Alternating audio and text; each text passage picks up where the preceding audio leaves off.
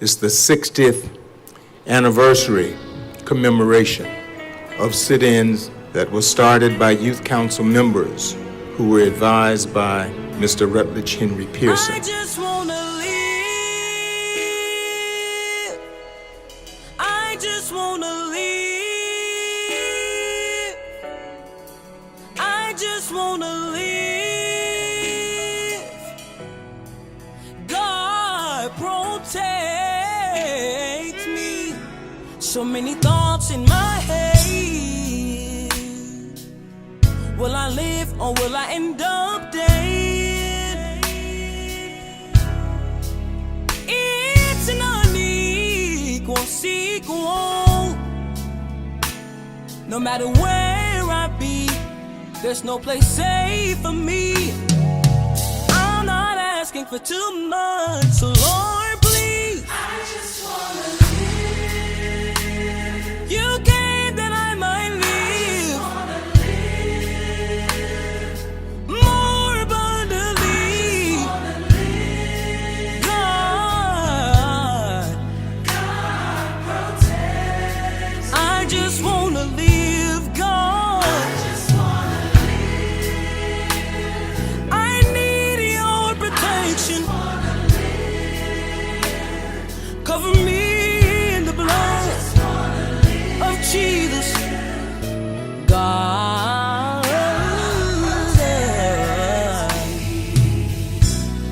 I'm a young black man. Hi, my name is LaShonda Holloway. I am actually serving as a peacekeeper today, but more importantly, I stand here and it was important for me to serve as a peacekeeper today because there was not peace in what was known as Hemming Park on this day 60 years ago.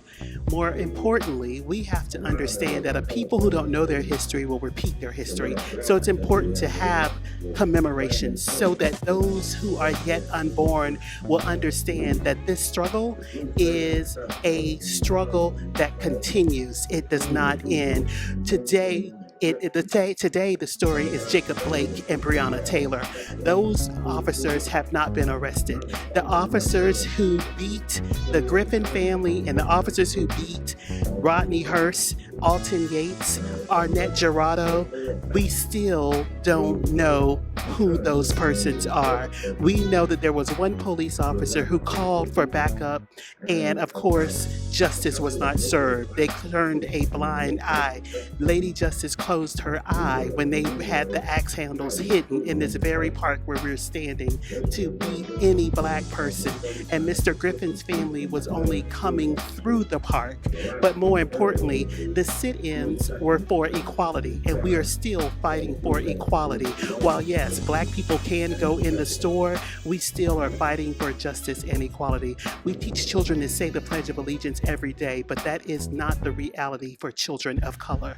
It is not the reality for black and brown children. It is not the reality of black and brown families having to tell their children that when they see the police officer to obey their commands to ensure that they come home. So while it is 60 years later, it is still happening. It's just the names have changed. It was the students who were members of the NAACP Youth Council at that time, 60 years ago. Today, it is Jacob Blake who's trying to break up a fight. Look, it was Breonna Taylor who was sleeping in her bed. So until we all are free, nobody is free. And we know that freedom comes with a cost. So I'm out here serving, as some would say, for free as a peacekeeper. But I'm standing here because we want to ensure that there is peace in this park and that what happened here 60 years ago on Axe Handle Saturday will never happen again. We who believe in freedom cannot rest. My name is LaShonda Holloway, and thank you for your time. 200 white men receiving axe handles and bats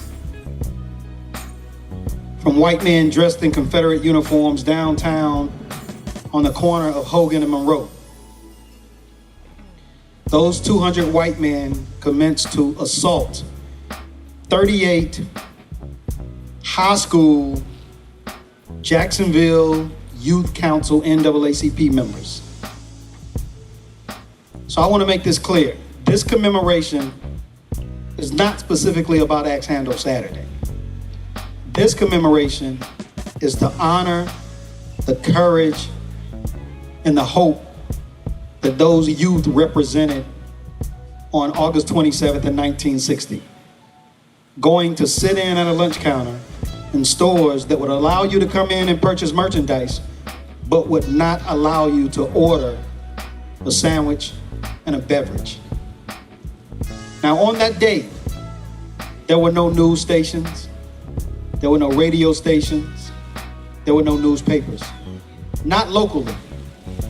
Everything was blacked out. So there's no recorded history of this. The only comprehensive recorded history of this moment was written by none other than Rodney Lawrence Hearst Sr., who at that time was the president of the Jacksonville Youth Council, NAACP. And that comprehensive account he entitled, "It Was Never About a Hot Dog and a Coke."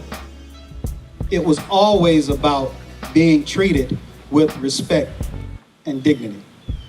So black and white teachers teach what is in the history books,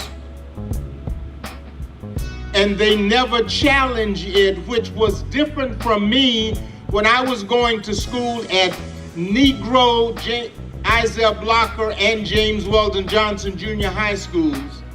But when my family moved from the west side to Magnolia Gardens, I transferred from James Weldon Johnson to Isaiah Blocker and was enrolled in Mr. Rutledge Pearson American History class, and that's when things changed for me.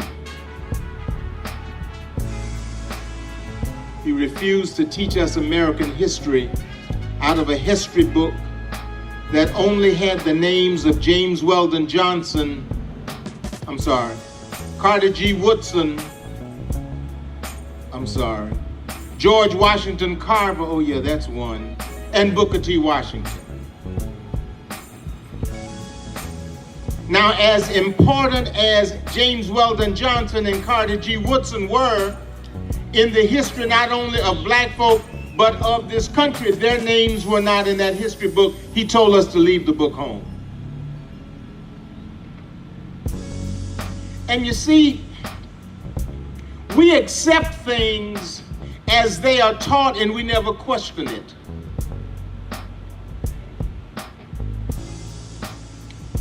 We celebrate the discoverer of America by a person who never set foot in the continental United States. And we don't question it. Christopher Columbus landed in Hispaniola. Didn't land in the continental United States, but we have a named holiday for him as the discoverer of America. And we celebrate it every year. We have a national holiday for the discoverer of America, Christopher Columbus Day.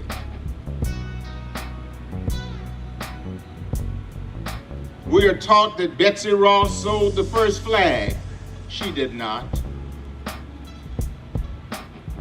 We are taught that Paul Revere got on a horse and rode from Concord to Lexington saying, "To arms, the red coats of the British are coming." He did not. We're taught that Benjamin Franklin put a key on a kite, flew it up in the air so lightning would strike the key, so then Benjamin Franklin discovered electricity. He did not. That never happened.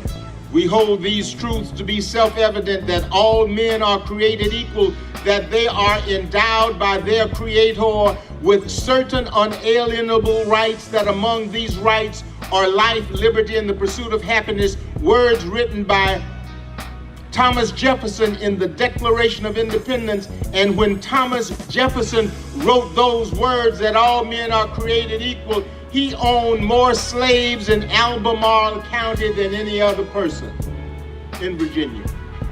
Of our first 18 presidents, 12 owned slaves, and 8 of the 12 owned slaves while they were in the White House. Doing all that I can to stay. Oh, when I look around and I see what's being done to my kind.